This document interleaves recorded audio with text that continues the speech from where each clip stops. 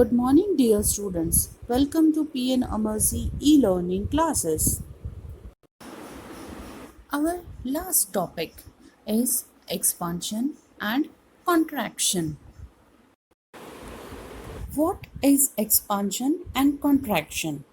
Let us understand first the expansion. When an object is heated, it increases in size, it expands, and this is called as expansion. So, expansion occurs on heating only. The decrease in size of an object on cooling is called as contraction.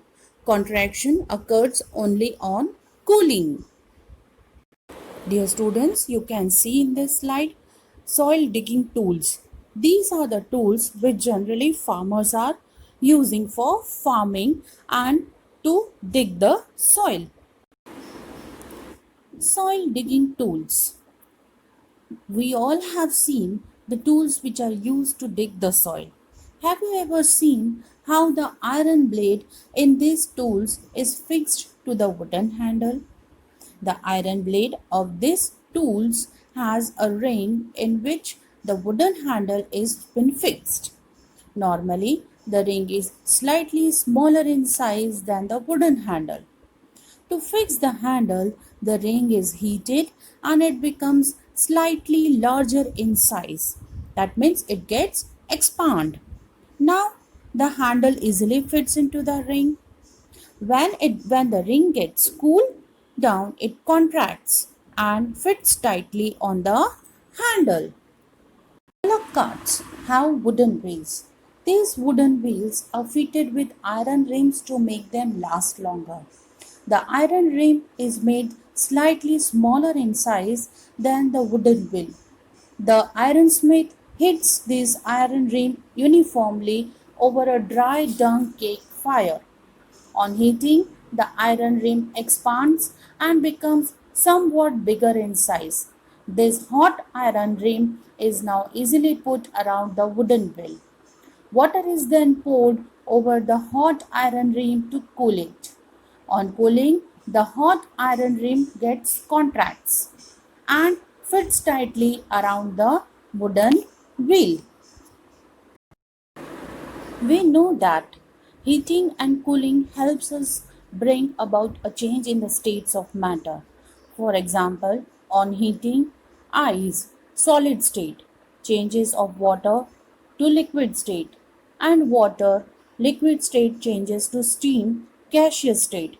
Similarly, on cooling, steam, gaseous state changes to water, liquid state, and water, liquid state changes to ice, solid state. When we heat water in a pan, it begins to boil after some time. If we continue to heat further, the quantity of water in the pan begins to decrease. The water changes into its vapor. In activity 7 of chapter 5, you have observed that water vapor gets changed into liquid water when it is cooled down. We all have noticed melting of ice. Ice melts when it is heated. What does it change into? Is it possible to change this water back to ice? Yes, it is possible. Let us observe some more changes. Figure 6.8, burning of a candle. Take a small candle and measure its length with a scale. Now fix it at a suitable place and light it. Let it burn for some time. Now blow out the candle and measure its length again. Can the change in the length of the candle can be reversed? If we were to take some wax in a pan and heat it, can this change be reversed? No, these changes cannot be reversed. This change is known as irreversible. Similarly, when paper is heated, it burns and turns into ashes. So this is also an example of irreversible change. Repeat activity 7 with an incense stick. Wait till it burns away completely. What are the changes that occurs in the incense sticks? The stick burns to produce some new material. These are ash and some gases. We cannot see these gases but can sense them due to their pleasant smell. Can these changes be reversed? And what about the change which occurred in the matchstick you used for lighting the candle or incense stick? These changes are not reversible. It is an irreversible change.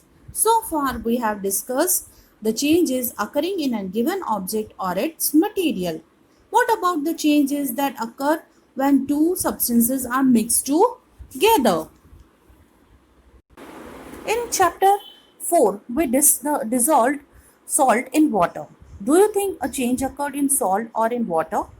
Is it possible to reverse this change?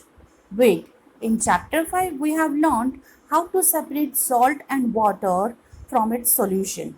So, can we say that the changes due to dissolving salt in water be reversed? Paheli asks if you have ever seen curd being set. A small quantity of curd is added to warm milk. The milk is stirred and is set aside for a few hours at a warm place. In a few hours, the milk changes into curd. Can this change be reversed? No. These changes cannot be reversed. A curd cannot be changed into milk again. We find that a few ways to bring about a change in a substance could be by heating it or by mixing it with some other substance. We also find that some changes can be reversed while some others cannot be reversed. There must be many other ways of changing things around us. It is possible that some of them could be reversed, thus, changes around us could be grouped as those that can be reversed or cannot be reversed. In higher classes, you will learn more about the ways in which changes can be made and the way this can be grouped. So, we can bring change in a substance by applying force, heating, changing temperature, mixing it some other substances, applying pressure also. Thank you, dear students.